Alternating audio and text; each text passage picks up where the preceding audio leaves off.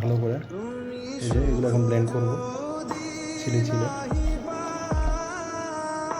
তো এই যেভাবে কাটতে হয় এইভাবে কেটে নিলাম সব আমলকিগুলো। এই যে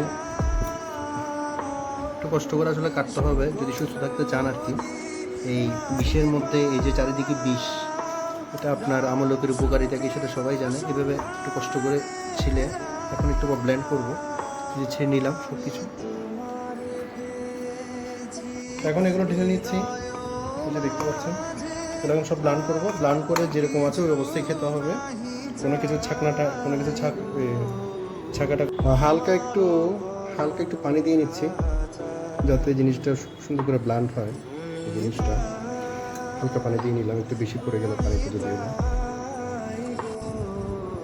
তো আমার যেটা দরকার এটা হয়ে গেল। এখন আমি এটা এখান থেকে খুলবো, এগুলো সব খেয়ে ফেলতে হবে যে অবস্থায় আছে ওই অবস্থায় খেয়ে ফেলতে হবে আর কি।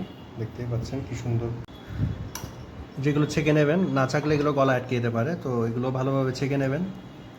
তো এটা আমার ভুল হয়েছে প্রথমে বলা, এভাবে একটু ভালো করে একটু পানি দিয়ে ছেঁকে নেবেন ভালো করে, তাহলে আর গলা আটকাবে না। এভাবে ছেঁকে নেবেন, ঠিক আছে।